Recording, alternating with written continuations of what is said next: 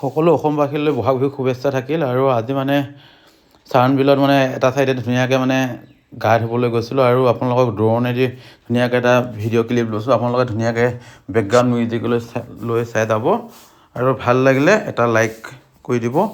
বলক এতিয়া background music শুনি যাওক।